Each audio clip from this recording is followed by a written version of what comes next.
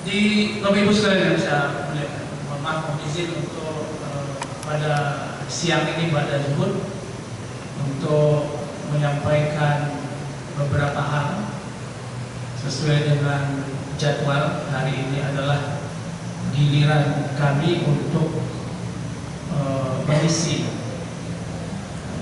kultum zuhur di masjid kampus yang kita cintai ini. Di dalam kitab Nizamul Islam, Bapak sekalian, karangan Syekh Taqiyuddin An-Nabhani, salah seorang ulama Al-Azhar yang lahir tahun 1909, wafat tahun 19 Desember 1977, yang menulis banyak sekali kitab. Kalau saya lihat di biografinya itu, kitab yang atas namanya sendiri itu 24 kitab.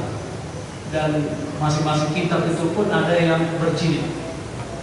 Kitab Aksaksiyah misalnya ada 3 jilid. Jadi baguskan karya beliau, dan itu bisa di tracer di Google, bisa di download secara gratis. Di dalam kitab Nizamul Islam, bab terakhir tentang akhlak dalam pandangan Islam, beliau mengatakan bahwa Islam adalah din atau agama yang diturunkan kepada Nabi Muhammad SAW melalui malaikat Jibril untuk mengatur 3 hal. Pertama adalah mengatur hubungan makhluk manusia dengan Khalik, Tuhannya. Ini yang masuk dalam perkara akidah dan ibadah. Kemudian yang kedua adalah mengatur hubungan manusia dengan dirinya sendiri. Manusia dengan dirinya sendiri, mengatur hubungan manusia itu dengan dirinya sendiri. Ini yang termasuk dalam perkara akhlak. Apa yang boleh dan tak boleh dimakan, apa yang boleh dan tidak boleh dipakai. Perkara-perkara yang terkait dengan akhlak.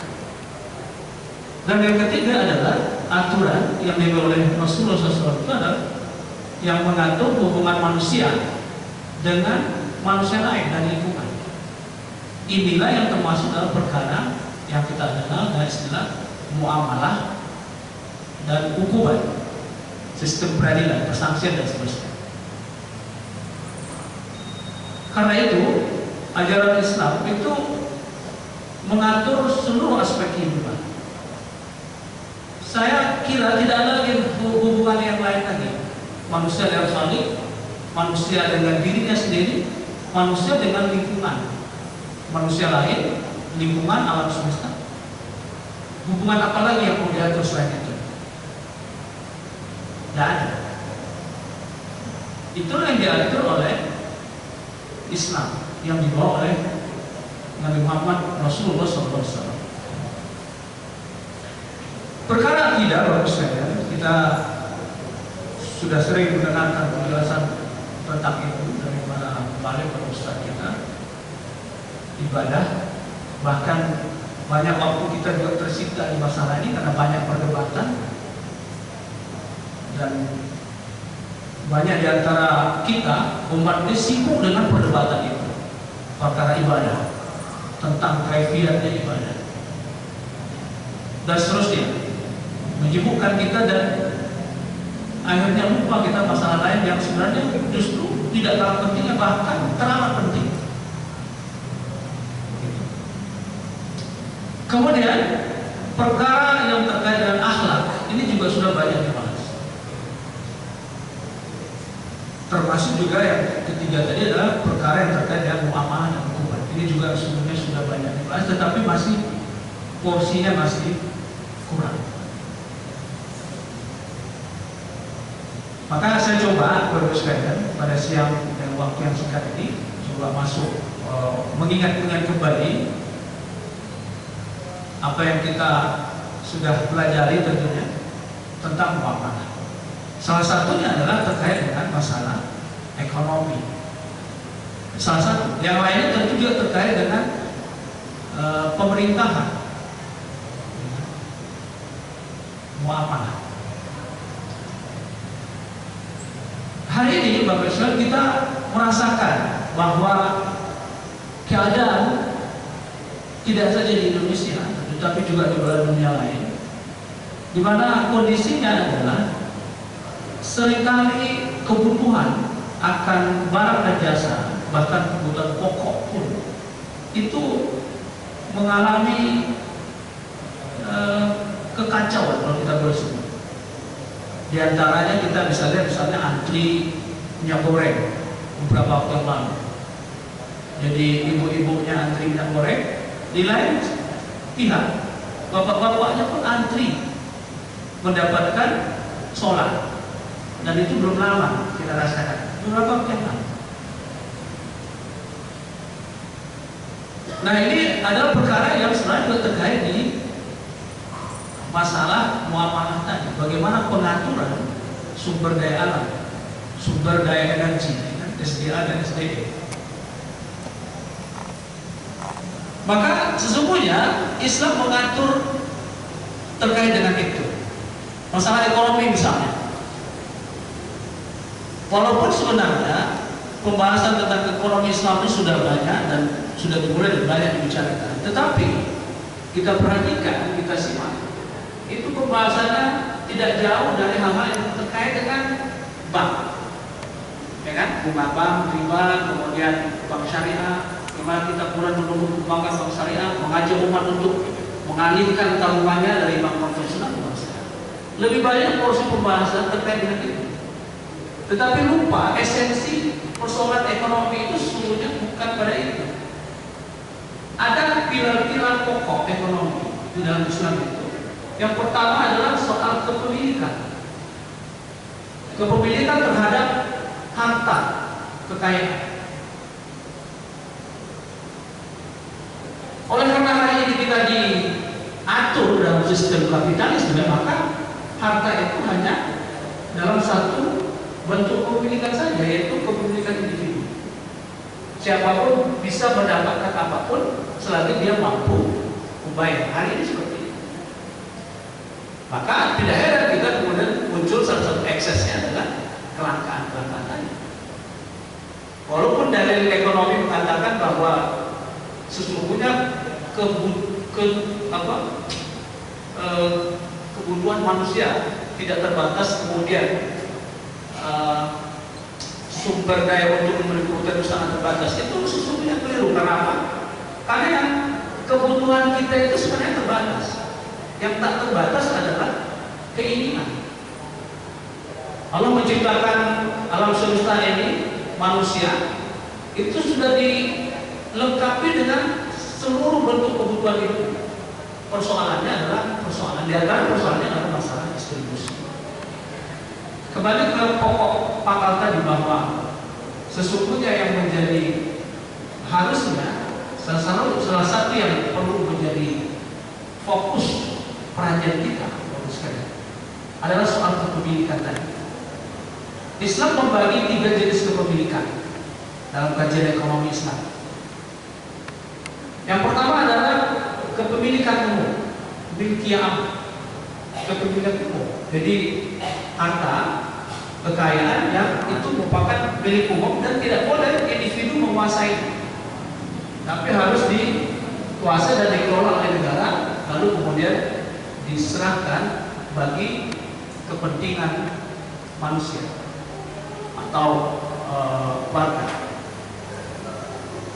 Dan ini sebagaimana hadis Nabi SAW, an-nasu syuraka'u fi salasin al-ma' wal kala' wan nar. Sesungguhnya kaum muslim, atau dalam redaksi lain, manusia itu bersarikat dalam 3 hal: al-ma', air, wal kala', padang gebaran rumput, padang rumput gebaran, dan wan nar, api, energi. Jadi sesungguhnya harta yang terkait dengan yang tadi disebutkan, air, Bapak sekalian, kemudian padang rumput, itu termasuk tentu di dalamnya ada sumber daya manusia yang dimaksud di situ. Sumber daya alam yang dimaksud di situ. Kemudian sumber energi, api adalah sumber daya. itu adalah sesungguhnya milik seluruh manusia dan tidak boleh individu untuk menguasainya. Nah, untuk kemudian pengelolaan yang baik lalu dikuasai oleh negara dan dikelola lalu dikembalikan. Kalau ini yang digunakan, konsep ini digunakan, maka sesungguhnya untuk kebutuhan bahan bakar misalkan, BBM misalkan, itu tidaklah terjadi seperti pengelolaan hari ini. Hari ini kita membeli bahan bakar dengan harga keekonomian istilahnya, harga dunia.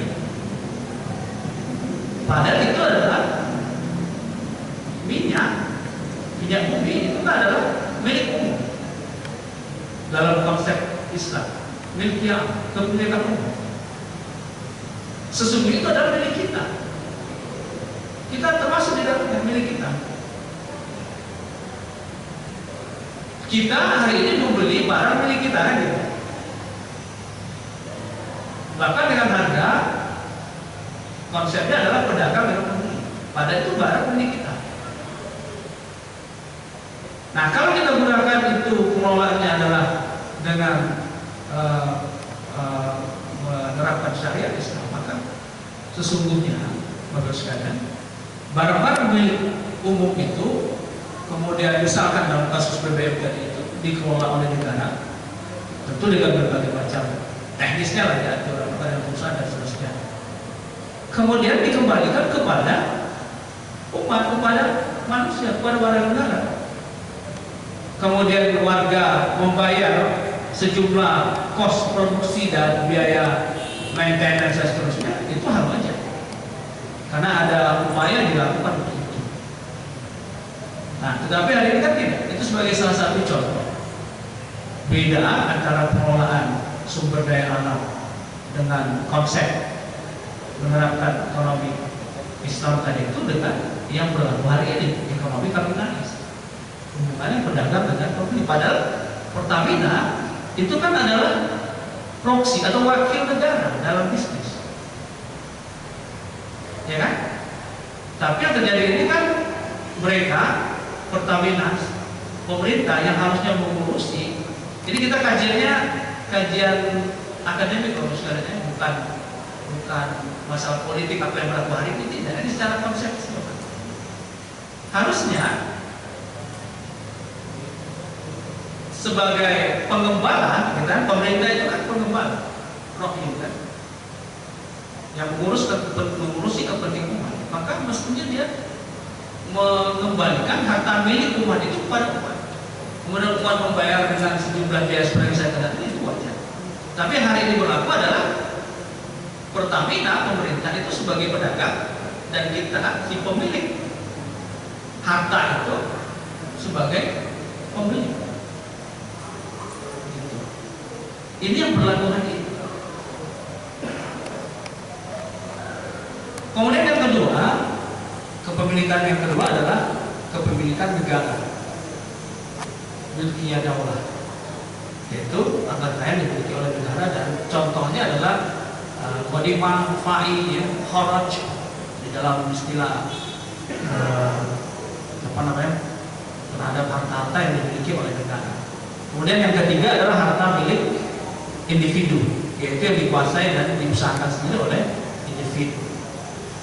Nah, yang terjadi ini Bapak sekalian, mengapa kemudian terjadi kelangkaan, kemudian tidak terdistribusinya secara adil harta kekayaan yang tersedia, adalah pada masalah distribusi.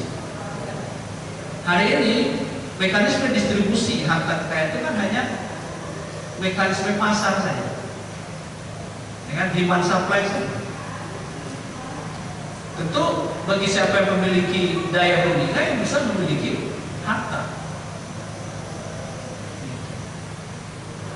Sementara di dalam konsep Islam, distribusi kekayaan harta itu bukan hanya dengan mekanisme pasar, tetapi ada mekanisme lain, seperti misalnya pemberian oleh negara, ya, hibah, atau kemudian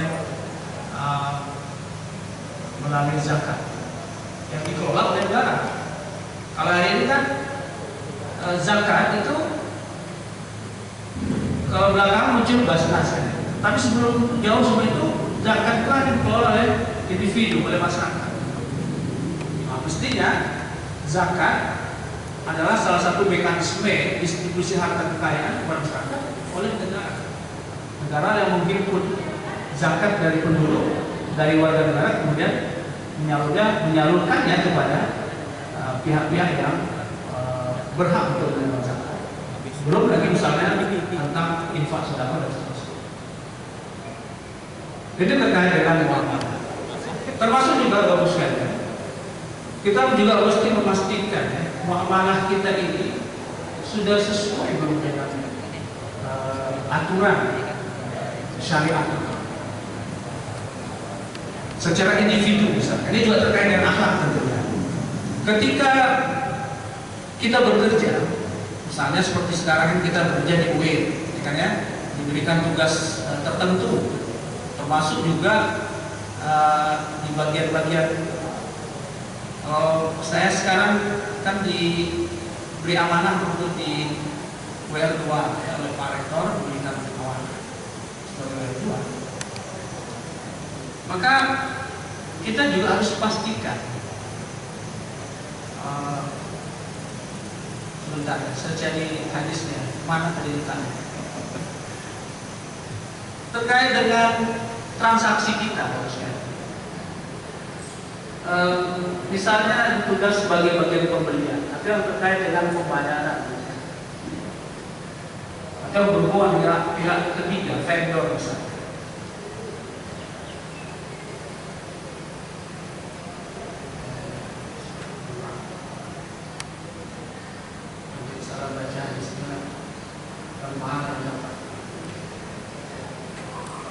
Ya. Dan ini biasanya marak nih sebelum lebaran, ya, pemberian hadiah dari vendor misalnya, memberikan hadiah kepada pihak-pihak lah, para pihak di kampus kalau contoh kita atau perusahaan. Banyak yang terjadi sekalian kemudian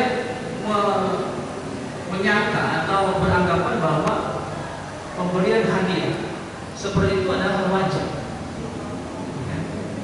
Misalnya berhubungan dengan vendor, kemudian terjadi transaksi, ada diskon misalkan, kemudian diskon itu lalu diambil oleh si petugas. Nah, ini banyak terjadi di kantor-kantor. Padahal dia adalah wakil dari instansi atau entitas dia bekerja itu.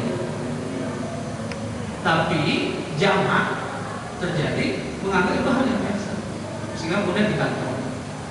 Padahal itu jelas sekali hadis Nabi mengatakan, barang siapa yang kami tugaskan guna melaksanakan sebuah pekerjaan dan kami telah memberinya upah, maka apa yang diambilnya dari selebihnya bukan dari upah itu, maka itu adalah ghulul, pengkhianatan.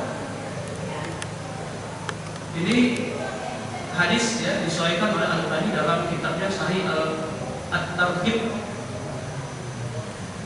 Saya capture ini di Google. Kemudian, artinya karena itu harus sekalian, untuk transaksi seperti itu ada pemberian hadiah, mestinya bukan untuk individu, bukan untuk si petugas yang bersangkutan, melainkan kalau juga itu diambil, itu adalah milik instansi yang atau institusi yang mempekerjakan yang bersangkutan. Kalau itu dikantongi oleh pribadi, maka sungguhnya itu adalah pengkhianatan dan itu tentu haram. Nah, ini mesti kita waspadai. Ini tipis sekali. Ini karena terkait dengan kebiasaan di tengah masyarakat.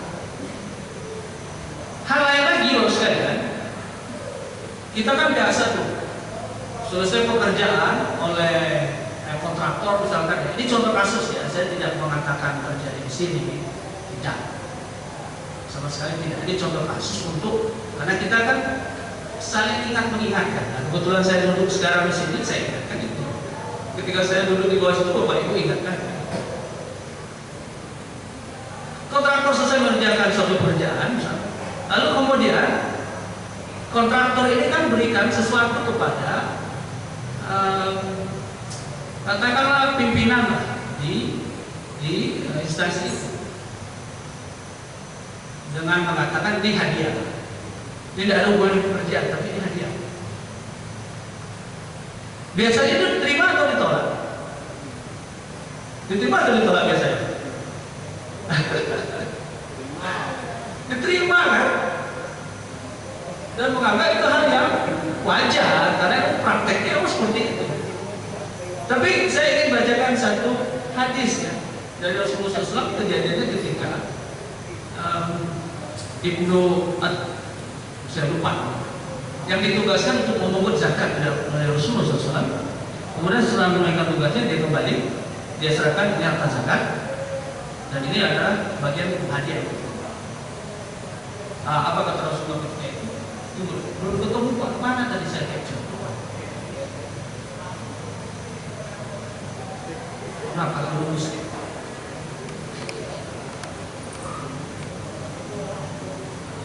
Kalau Pak Adi yang di sini tentu dia hafal ya. Kalau kita kan dadakan, jadi hafal. Nah, jadi ini hadis kejadiannya adalah petugas yang diberikan tugas oleh Rasulullah SAW, Ibnu Al-Taibah. Jadi ketika dia kembali, dia mengatakan ini untukmu dari zakat tadi itu, dan yang ini telah dihadiahkan kepada. Nah, Rasulullah tersentak mendengar pernyataan itu, lalu kemudian mengatakan,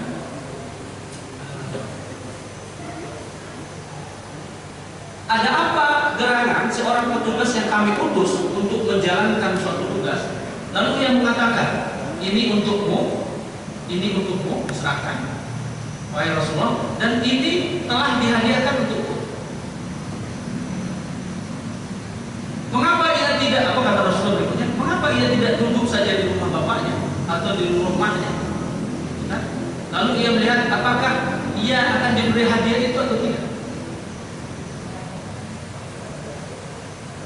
Ketibaannya di kita itu, kalau kita bukan pejabat, apakah kemudian kontraktor itu memberi hadiah kepada kita setelah menyelesaikan pekerjaan? Atau yang sudah tidak menjabat lagi, yang dulu pejabat, dulu diberikan, sekarang diberi lagi nggak oleh kontraktor yang sama misalnya dengan yang dulu? Saya yakin tidak. Nah, yang seperti ini masuk dalam kategori peringatan hadis ini.